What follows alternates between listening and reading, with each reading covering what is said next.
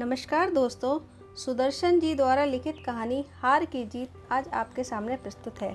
माँ को अपने बेटे और किसान को अपने लहलाते खेत देखकर जो आनंद आता है, वही आनंद बाबा भारती को अपना घोड़ा देखकर आता था। भगवत भजन से जो समय बचता वह घोड़े को अर्पण हो जाता है। वह घोड़ा बहुत सुंदर था, बड़ा बलवान। उसके जोड़ का घोड़ा सारे इलाके में न था। बाबा भारती उसे सुल्तान कहकर पुकारते, अपने हाथ से खरहरा करते, खुद दाना खिलाते और देख देख कर प्रसन्न होते थे। उन्होंने रुपया, माल, असबाब, ज़मीन आदि सब कुछ छोड़ दिया था। यहाँ तक कि उन्हें नगर के जीवन से भी घृणा थी। अब गांव से बाहर एक छोटे से मंदिर में रहते और भगवान का भजन करते थे। मैं सुल्तान के बिना नहीं रह सकूंगा, उन्हें ऐसी भ्रांति सी हो गई थी। वे उसकी चाल पर लट्टू थे। कहते, ऐसे चलता है जैसे मोर घटा को देखकर नाच रहा हो। जब तक संध्या समय सुल्तान पर चढ़कर 8-10 मील का चक्कर ना लगा लेते, उन्हें चैन ना आता। खड़क सिंह उस इलाके का प्रसिद्ध डाकू था। लोग उसका नाम सुनकर कांपते थे। होते होते सुल्तान की कीर्ति उसके कानों तक भी पहुंची। उसका हृदय उसे देखने के लिए अधीर हो उठा। वह एक दिन दोपहर के समय बाबा भारती के पास पहुंचा और नमस्कार करके बैठ गया। बाबा भारती ने पूछा, खड़क सिंह क्या हाल है? खड़क सिंह ने सिर झुकाकर उत्तर दिया, आपकी दया है। कहो इधर कैसे आ गए? सुल्तान की चाह खींच लाई। विचित्र जानवर है, देखोगे तो प्रसन्न हो जाओगे। मैंने भी बड़ी प्रशंसा सुनी है। उसकी चाल तुम्हारा मन मोह लेगी। कहते हैं देखने में भी बहुत सुंदर है। क्या कहना, जो उसे एक बार देख लेता है उसके हृदय पर उसकी छवि अंकित हो जाती है। बहुत दिनों से अभिलाषा थी, आज उपस्थित हो सका हूँ। बाबा भारती और खड़क सिंह अस्तबल में पहुँचे। बाबा ने घोड़ा दिखाया घमंड से, खड़क सिंह ने देखा आश्चर्य से। उसने सैकड़ों घोड़े देखे थे, परंतु ऐसा बांका घोड़ा उसकी आंखों से कभी ना गुजरा था। सोचने लगा, भाग्य की बात है, ऐसा घोड़ा खड़क सिंह के पास होना चाहिए था। इस साधु को ऐसी चीज़ों से क्या लाभ? कुछ देर तक आश्चर्य से चुपचाप खड़ा रहा। इसके पश्चात उसके हृदय में हलचल होने लगी। बालकों की सी अधीरता से बोला, परंतु बाबा जी, इसकी चाल न देखी तो क्या? दूसरे के मुख से सुनने के लिए उनका हृदय अधीर हो गया। घोड़े को खोलकर बाहर गए। घोड़ा वायु वेग से उड़ने लगा। उसकी चाल को देखकर खड़क सिंह के हृदय पर सांप लूट गया। वह डाकू था और जो वस्तु उसे पसंद आ जाए उस पर वह अपना अधिकार समझता था। उसके पास बाहुबल था और आदमी भी। जाते जाते उसने कहा, बाबा जी, यह घोड़ा आपके पास ना रहने दूंगा। बाबा भारती डर गए। अब उन्हें रात को नींद ना आती। सारी रात अस्तबल की रखवाली में कटने लगी। प्रतिक्षण खड़क सिंह का भय लगा रहता, परंतु कई मास बीत गए और वह ना आया। यहाँ तक कि बाबा भारती कुछ असावधान हो गए और इस भय को स्वप्न के भय की नाई मिथ्या समझने लगे। संध्या का समय था। बाबा भारती सुल्तान की पीठ पर सवार होकर घूमने जा रहे थे। इस समय उनकी आंखों में चमक थी, मुख पर प्रसन्नता। कभी घोड़े के शरीर को देखते, कभी उसके रंग को, और मन में फूले ना समाते थे।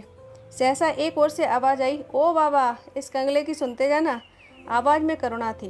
बाबा ने घोड़े को रोक लिया। देखा, एक अपाहिज वृक्ष की छाया में पड़ा कर रहा है। बोले, क्यों, तुम्हें क्या कष्ट है? अपाहिज ने हाथ जोड़कर कहा, बाबा, मैं दुखियारा हूँ, मुझ पर दया करो। रामावाला यहाँ से 3 मील है, मुझे वहाँ जाना है। घोड़े पर चढ़ा लो, परमात्मा भला करेगा। वहाँ तुम्हारा कौन है? दुर्गा दत्त वैद्य नाम आपने सुना होगा। मैं उनका सौतेला भाई हूँ। बाबा भारती ने घोड़े से उतरकर अपाहिज को घोड़े पर सवार किया और स्वयं उसकी लगाम पकड़कर धीरे धीरे चलने लगे। सहसा उन्हें एक झटका सा लगा और लगाम हाथ से छूट गई। उनके आश्चर्य का ठिकाना ना रहा जब उन्होंने देखा अपाहिज घोड़े की पीठ पर तनकर बैठा है और घोड़े को दौड़ा लिए जा रहा है। उनके मुख से भय, विस्मय और निराशा से मिली हुई चीख निकल गई। वह अपाहिज डाकू खड़क सिंह था।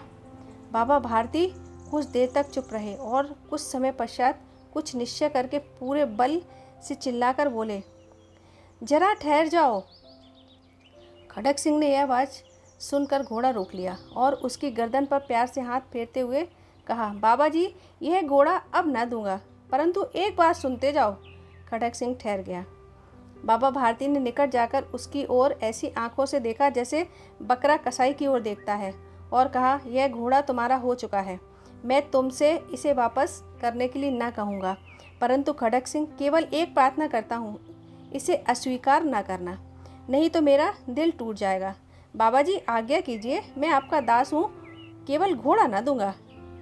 अब घोड़े का नाम न लो, मैं तुमसे इस विषय में कुछ न कहूँगा। मेरी प्रार्थना केवल यह है कि इस घटना को किसी के सामने प्रकट न करना।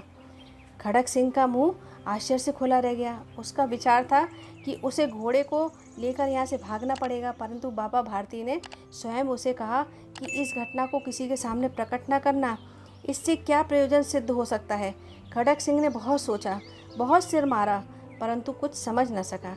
हार कर उसने अपनी आंखें बाबा भारती के मुख पर गड़ा दी और पूछा, बाबा जी इसमें आपको क्या डर है? सुनकर बाबा भारती ने उत्तर दिया, लोगों को यदि इस घटना का पता चला तो वे दीन दुखियों पर विश्वास न करेंगे। यह कहते कहते उन्होंने सुल्तान की ओर से इस तरह मुंह मोड़ लिया जैसे उनका उससे कभी कोई संबंध ही ना रहा हो। बाबा भारती चले गए, परंतु उनके शब्द खड़क सिंह के कानों में उसी प्रकार गूंज रहे थे। सोचता था, कैसे ऊंचे विचार हैं, कैसा पवित्र भाव है। उन्हें इस घोड़े से प्रेम था। इसे देखकर उनका मुख फूल की नाई खिल जाता था। कहते थे, इसके बिना मैं नहीं रह सकूंगा। इसकी रखवाली में वे कई रात सोए नहीं, भजन भक्ति न कर रखवाली करते रहे, परंतु आज उनके मुख पर दुख की रेखा तक दिखाई न पड़ती थी। उन्हें केवल यह ख्याल था कि कहीं लोग दीन दुखियों पर विश्वास करना न छोड़ दें। ऐसा मनुष्य नहीं देवता है। रात्रि के अंधकार में खड़क सिंह बाबा भारती के मंदिर पहुंचा। चारों ओर सन्नाटा था। आकाश में तारे टिमटिमा रहे थे। थोड़ी दूर पर गांव के कुत्ते भौंक रहे थे। मंदिर के अंदर कोई शब्द सुनाई न देता था। खड़क सिंह सुल्तान की बाग पकड़े हुए था। वह धीरे धीरे अस्तबल के फाटक पर पहुंचा। फाटक खुला पड़ा था। किसी समय बाबा भारती स्वयं लाठी लेकर पहरा देते थे, परंतु आज उन्हें किसी चोरी, किसी डाके का भय न था। खड़क सिंह ने आगे बढ़कर सुल्तान को उसके स्थान पर बांध दिया और बाहर निकलकर सावधानी से फाटक बंद कर दिया। इस समय उसकी आंखों में नेकी के आंसू थे। रात्रि का तीसरा पहर बीत चुका था। चौथा पहर आरंभ होते ही बाबा भारती ने अपनी कुटिया से बाहर निकल ठंडे जल से स्नान किया। उसके पश्चात इस प्रकार जैसे कोई स्वप्न चल रहा हो, उनके पांव अस्तबल की ओर बढ़े, परंतु फाटक पर पहुंचकर उनको अपनी भूल प्रतीत हुई। साथ ही घोर निराशा से पांव को मन भर कर भारी बना दिया। वे वहीं रुक गए। घोड़े ने अपने स्वामी के पांवों की चाप को पहचान लिया और जोर से हिनहिनाया। अब बाबा भारती आश्चर्य और प्रसन्नता से दौड़ते हुए अंदर घुसे और अपने प्यारे घोड़े के गले से लिपटकर इस प्रकार रोने लगे, मानो कोई पिता बहुत दिन से बिछड़े हुए पुत्र से मिल रहा हो। बार बार उसकी पीठ पर हाथ फेरते, बार बार उसके मुंह पर थपकियां देते। फिर वे संतोष से बोले, अब कोई दीन दुखियों से मुंह ना मोड़ेगा। धन्यवाद। यह कहानी यदि आपको पसंद आई हो तो इस वीडियो को लाइक व शेयर करें, इस चैनल को सब्सक्राइब करें और नोटिफिकेशन बेल को ऑल पर करिए। धन्यवाद।